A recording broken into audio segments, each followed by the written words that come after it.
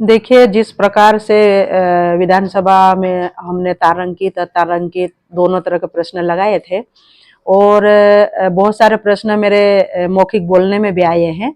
तो उन प्रश्नों में मैंने ज़्यादातर एक तो हमारे क्षेत्र का जो ज्वलंत मुद्दा है भूमि अधिग्रहण वाला, उसको मैंने उठाया और उसमें माननीय मुख्यमंत्री जी ने मुझे आश्वासन दिया है कि कोई किसी की भूमि नहीं छीनी जाएगी।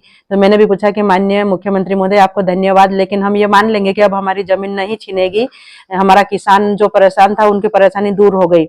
लेकिन उसी में एक संशय हमारा ये भी रह गया है कि समय सीमा खत्म होने के कारण माननीय मुख्यमंत्री जी ने तो जरूर ये बोला है, लेकिन कुछ 6 जगह के जो आदेश जमीन अधिग्रहण के हो चुके हैं, उस आदेश के बारे में क्या करना, तो उसका जवाब माननीय मुख्यमंत्री जी नहीं दे पाए थे।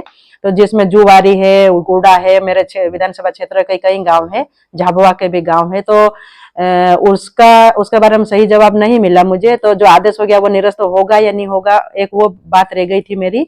और दूसरी बात ये है कि मैंने बहुत सारे जैसे जमीन का मुद्दा उठाया, मैंने विकलांग को नौकरी देना चाहिए, उनको उनके उपकरण मिलना चाहिए, सरकार से कोई नया प्रावधान होना चाहिए उनके अधिकार जीवन जीने के लिए, वो प्रश्न उठाया मैंने। उसके बाद में मैंने मेरे किसानों का जो लाइट नहीं मिल पा रही, तो वहाँ ग्रिड की बड़े ग्रिड की मांग रखी मैंने।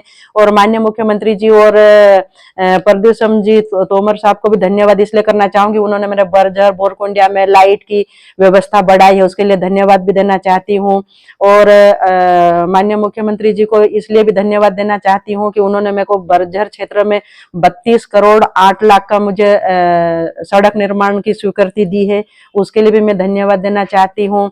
और इसी तरह से और भी मैंने जो प्रश्न उठाए थे, जैसे शिक्षा का था, शिक्षा जो भवन विहीन है, शाला विहीन है, शिक्षक विहीन है, ये प्रश्न भी मैंने लगाया था, उसका जवाब भी मुझे मिला है। तो वो बोलने में नहीं आया, लेकिन जैसे कि 30 से 40 तो भवन विहीन है जिले में, और 100 से 150 शिक्षक विहीन स्कूलें चल रही है। तो ये भी प्रश्न उठाया मेरा, उसमें यह था कि जब हम सुनीता विलियम को लेने जब वहां तक जा सकते हैं, ये हमारे लिए गर्व की बात है, देश के लिए गर्व की बात है, लेकिन भोपाल से लेकर अलीराजपुर तक हम ना तो शिक्षक पहुंचा पा रहे, ना ही हम भवन खड़ा कर पा रहे।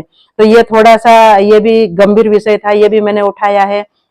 और हमारे जिस क्षेत्र में कठीवाड़ा ब्लॉक हो या पूरे विधानसभा में पुल पुलिया निर्माण, बेराज, छोटे छोटे जो और बड़े बड़े तालाब, ये भी प्रश्न मैंने उठाए ताकि किसानों को पानी मिल सके, फसल दुगनी प्राप्त हो सके।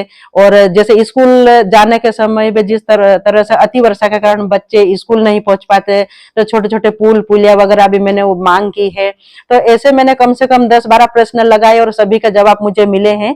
माननीय मुख्यमंत्री और सरकार को भी धन्यवाद देना चाहती हूँ, जैसे 32 करोड़ का काम दिया और जो ग्रिड लगाने के भी मुझे आश्वासन दिया, वो भी मंजूर होने में है।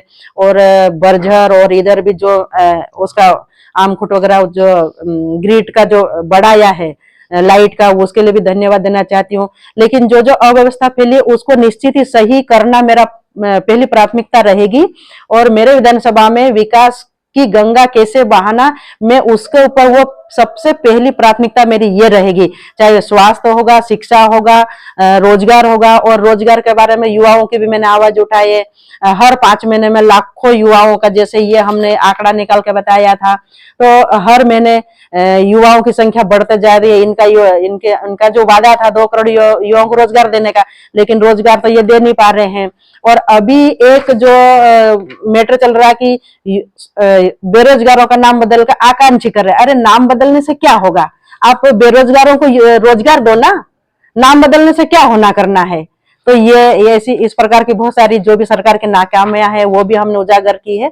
और मुझे बहुत सारी सौगातें भी मिली मेरे क्षेत्र के लिए, तो उसके लिए मोहन यादव जी को भी धन्यवाद और आप सबको भी धन्यवाद।